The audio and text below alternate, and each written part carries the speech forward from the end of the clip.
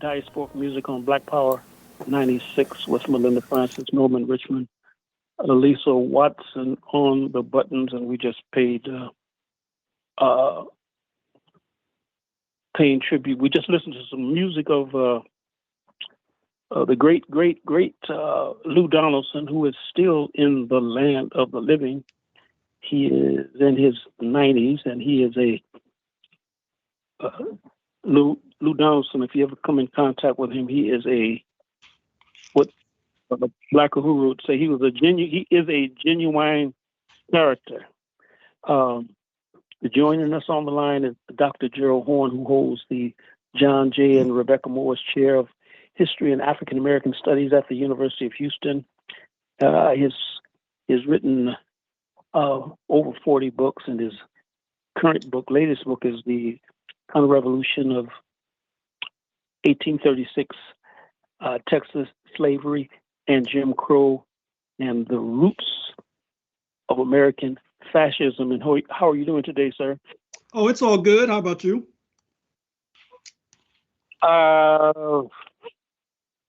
It's good. It's good. I mean, life is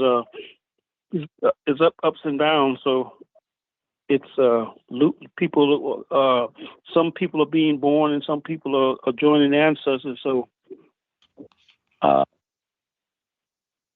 everything is all right for me, though. Right on. Melinda, you want to go into the first questions? Yeah, let's start on the Seymour Hersh on Ukraine. Well, Seymour Hersh, as you know, is the 85-year-old journalist, prize-winning journalist, broken many stories over the decades, including with the mainstream press, New York Times, the New Yorker, etc. Now, his material apparently is too explosive for the mainstream. Recall that he has this Substack where you can find his most recent material, including his blockbuster on the blowing up of the pipeline that brought the natural gas from Russia into Germany. Of course, he charged that U.S. imperialism was the culprit. There have not been adequate denials on the part of the imperialists. In fact, the story is causing waves and creating waves in Europe, Germany not least. His latest Substack claims that Mr. Zelensky, the man in the green fatigues with the scraggly beard, the leader of Ukraine, is skimming tens of millions, perhaps hundreds of millions of dollars. That is to say, by selling weapons from the United States, billions in weapons have been sent there. And what's happening there, in fact, is that the United States is cleaning out its warehouses and oftentimes sending junk to Ukraine so that they can upgrade their own arsenal for this ultimate confrontation with China, for example. And then Mr. Zelensky and his comrades, according to Seymour Hersh, are then selling on this junk to other suckers who don't know any better. And then supposedly he's able to get his hands on Russian diesel and petroleum and make a profit there as well. So unsurprisingly, this war in Ukraine has devolved into a major hustle. And only those who do not understand capitalism will be shocked and surprised by these turns of events. We're speaking with Dr. Gerald Horne, author of nearly 50 books, and I wanted to ask you about spend a little time dealing with China. Now, Lula da Silva of Brazil, he made his appearance in China, didn't he? He certainly did. He's supposed to be leaving today. It's interesting. He came to the United States for one day in February, and he's spending 3 or 4 days in China. And it's an earth-shaking summit between Lula da Silva of Brazil and President Xi Jinping of China.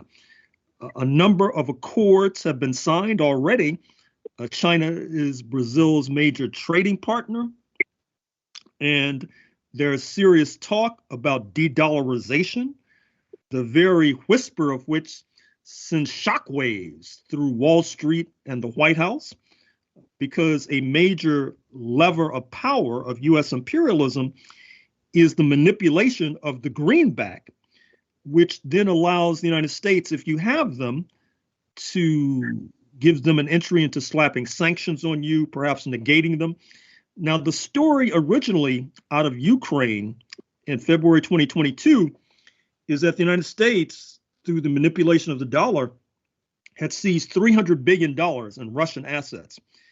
Apparently, that figure was a bit inflated, but still, the use of the dollar is something that I would hope and imagine that other countries will rethink. Thabo Mbeki, the former president of South Africa, has been quite vocal about this of late.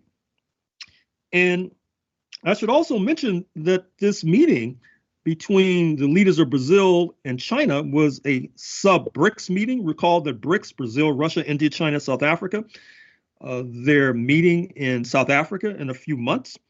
There have been a number of applications, apparently, from other countries, including Turkey and Argentina and Saudi Arabia. As a matter of fact, there's such a stampede to get into BRICS. I'm about to inquire, do they take individual members? I'm thinking about applying to the BRICS. I mean, why should I be left out?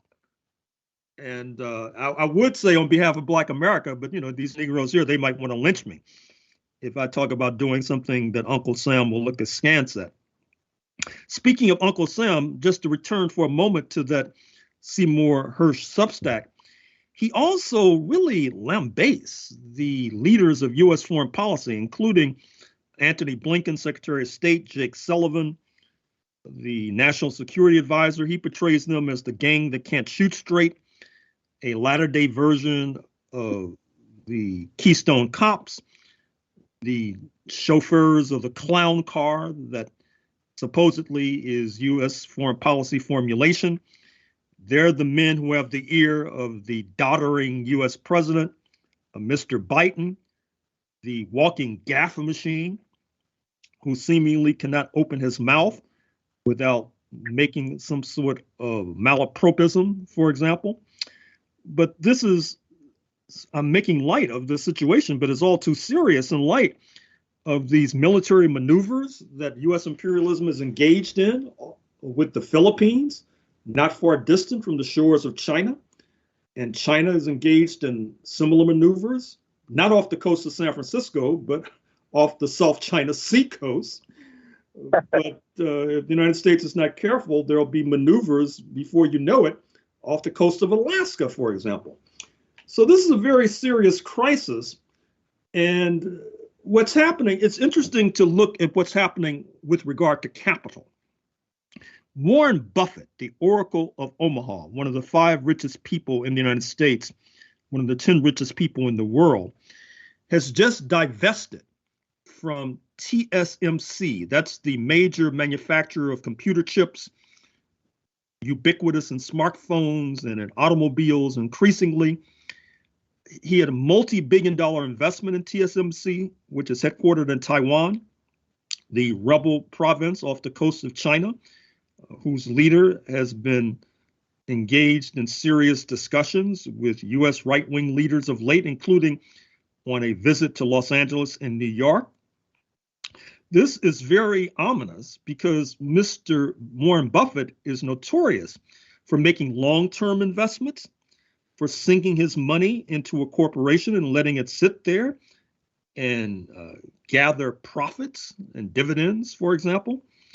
Likewise, Apple Computer, which has been invested in China for some years now, and you cannot understand the rise of China to being a $1 trillion corporation without understanding its relationship with China. It's beginning to open facilities in India and in Vietnam. Footnote, Antony Blinken is in Vietnam as we speak. Now, some listeners may say, well, these are 2 countries ruled by communist parties, speaking of Vietnam and China, but China tore its pants some years ago by attacking Vietnam, and Vietnam is not forgotten. And so it's a very ominous situation that's unfolding. And so I should also mention that Tesla, under Elon Musk, the man born in South Africa, and footnote here, very important footnote, that after the coming to power of the ANC, a number of South Africans of European descent fled with capital, including Elon Musk, but also Roelof Botha, Peter Thiel, who is a close comrade of Mr. Trump. His roots are in Namibia. They're the titans of Silicon Valley. What has been lost by many of our comrades here in the United States, who oftentimes don't pay attention to what's going on, although they talk a mean game, is that a lot of the right wing in South Africa has migrated to the United States with capital and starting billion-dollar corporations like Elon Musk. Elon Musk, of course, is a man who is heavily dependent upon subsidies from the United States government to buy his automobiles, but he's a major manufacturer in China.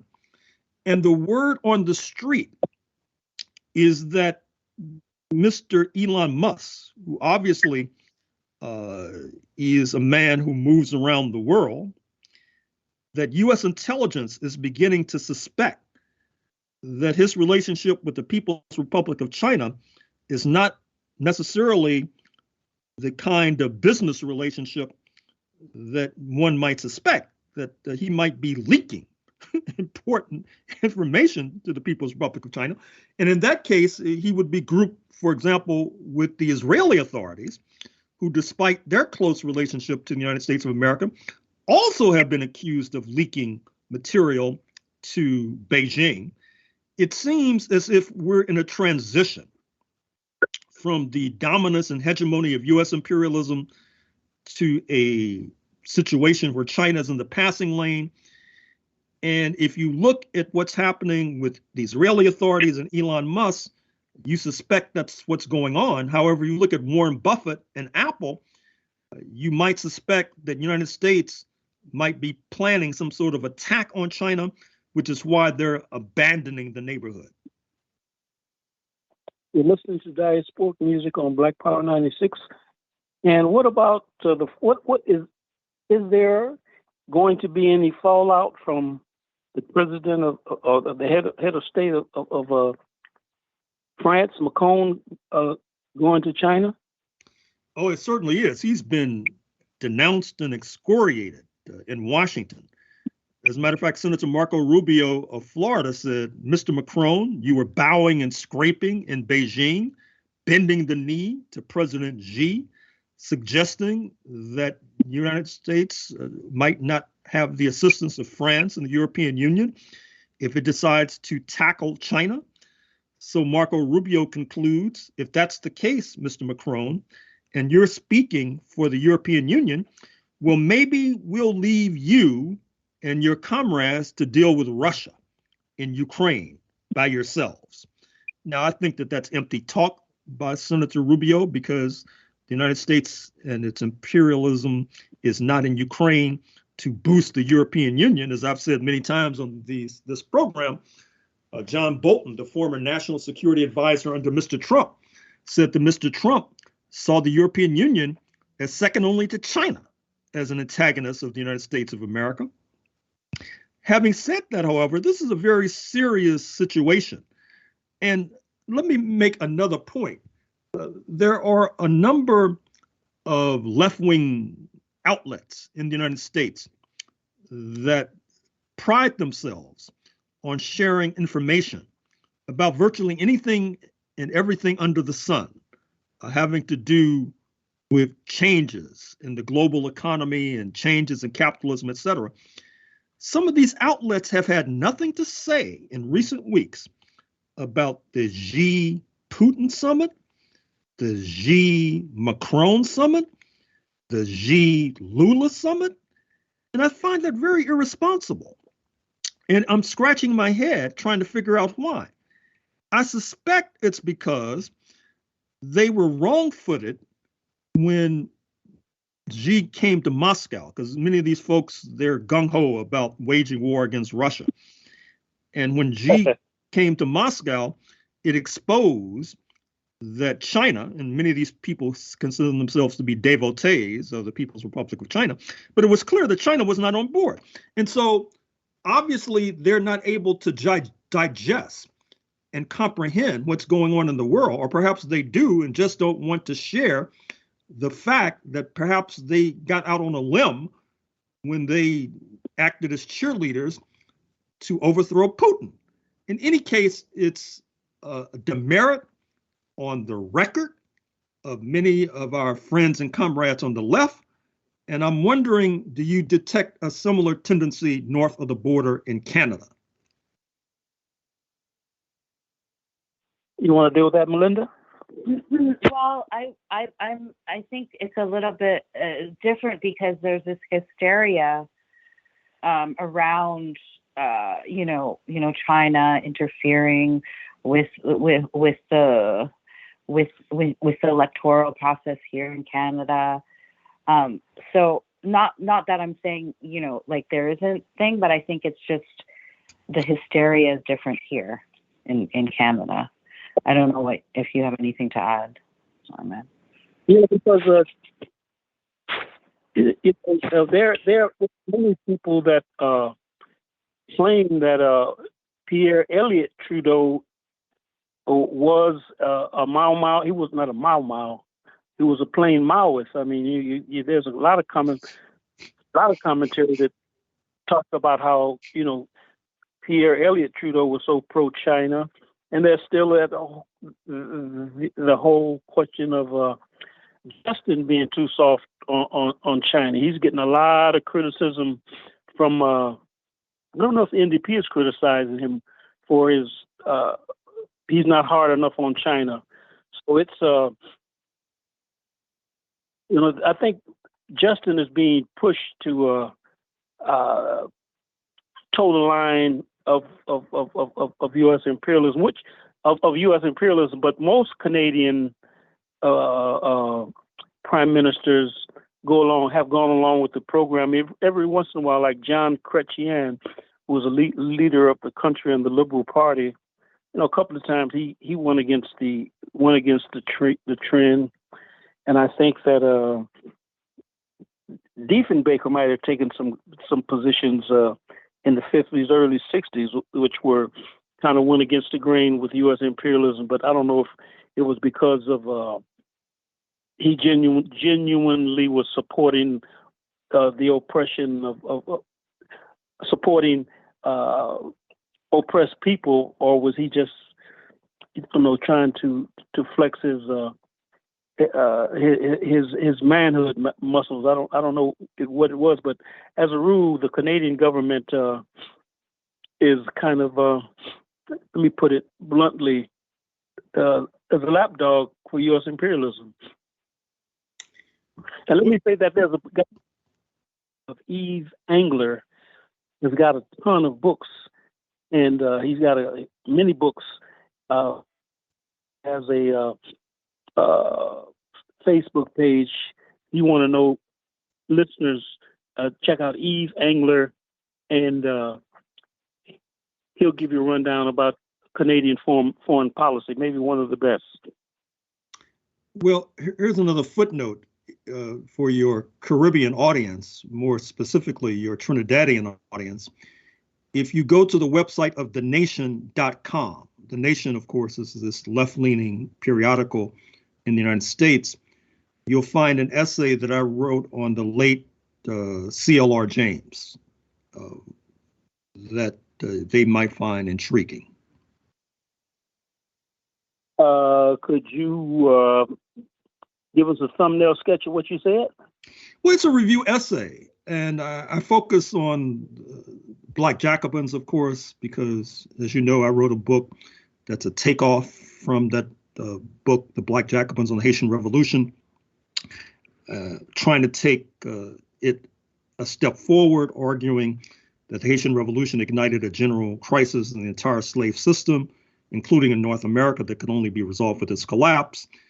I point out how even some of our icons of the left, such as Karl Marx and Thomas Paine, had little or nothing to say about the Haitian Revolution, this revolt of unpaid workers in the Caribbean. Thomas Paine, of course, is an icon of the U.S. left, given his role in 1776, the revolt against British rule, and his subsequent role in the French Revolution, 1789. But he passed away only in 1809 and had little to say about Haiti. And so it raises some very searching questions, some of which I don't tease out, but the alert reader should be able to make reasonable inferences from what I write. This is the last question about CLR James. Is it true or false that when CLR James was arrested in the 50s, early 60s by the state, that he sang like the mighty sparrow in terms of told on members of the Communist Party? Is there any truth to that? Is that like a rivalry between the CP and the Trotskyites? Well, I would say that when Mr. James, recall he moved to the United States in the late 1930s, the early 1950s. He was on the verge of being deported. And actually, I write about that in my book on the Civil Rights Congress, a new edition from international publishers. And that was not his finest hour. Let's just put it like that. Okay. All right. I got you. It was not his finest hour. Any more questions, Belinda? I don't know if we tied up the ANC delegation in Moscow. Did we touch on that? No, I mean, that's very significant as well, because U.S. imperialism is very upset with Pretoria. They had thought that the African National Congress, the ruling party, its relationship to the Communist Party of South Africa notwithstanding, that the Pretoria regime would be siding with U.S. imperialism with regard to Russia. But given the fact that there is not one African nation that's endorsed the sanctions against Moscow, although African Americans, too numerous to mention, have been in the vanguard of calling for sanctions against Moscow. And it's interesting. When I go on Black radio, I'm oftentimes queried as to there's this supposition that these Black American leaders, they know what they're doing and the Africans don't. When actually, I think it's the other way around. And actually, I find that sort of questioning on Black radio in the United States really sort of offensive and patronizing to African leaders. I mean, here you have these Africans, they got diplomatic legations all over the world. And as I say, ANC leaders to Moscow, some of these U.S. Negroes, they don't even have a passport. And yet they're questioning African leaders. And anyway, let me just understand that the line keeps cutting out. I just got a text to that effect.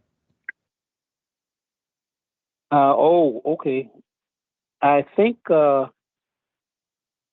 we have been, I think we've been experiencing some difficulties. That might be Big Brother might be doing a number. I wouldn't be surprised, but let us continue. I guess we're running out of time. I guess we wanted to talk about the NBA playoffs and the NBA playoffs. I guess we can spend about 5 minutes dealing with that, if you don't mind. Well, the latest news is that Sacramento Kings beat the Golden State Warriors just recently. And many people, including Shaquille O'Neal, was saying, don't sleep on the Golden State Warriors. And yet Sacramento gave them a real spanking last night. So that might be an upset in the making. I'm on record as putting my money on the Philadelphia 76ers, although there might be subjective. Sorry? I said with Embiid in his voice. Exactly. That might be subjective on my part. I don't know if I've done an objective evaluation. Subjective in the sense that Embiid comes out of Lawrence, Kansas, University of Kansas, comes out of Cameroon, and he's up for being most valuable player. And so I put my money on the 76ers. Others have their money on Milwaukee. Of course, as Shaquille might say, don't sleep on the LA teams, the Clippers and the Lakers. The Lakers, of course, are battling Memphis. The Clippers are battling Phoenix. I'm not going to go out on a limb other than to say that follow me in endorsing the 76ers. You saw some of his critics were jumping on DeMar. Someone referred to DeMar as DeMar DeRozan. I really didn't like that, but I guess lost. I was really hoping that DeMar would go a bit further. How do you evaluate DeMar DeRozan? How much more do you think he has in the tank? Oh, quite a bit. You heard about what happened. I can't remember who they were playing. And his 9-year-old daughter, who lives in Los Angeles, of course, he plays with the Chicago Bulls, wanted to come to the game. And right. He wanted her to stay in school, but she pleaded. And so he let her come to the game.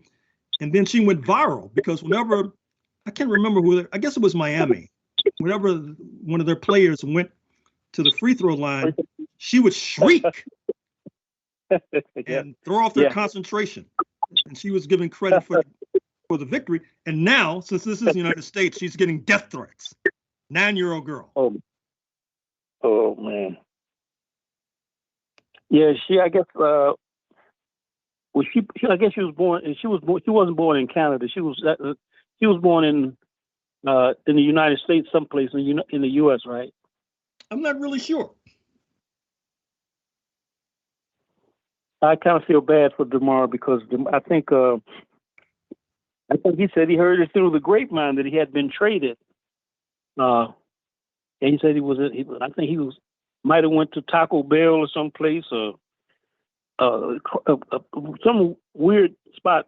When I say weird, he went to like one of those real fast foods, maybe Jack in the Box or something, and went out and came back and turned on the radio and found out that he had been traded after having just talked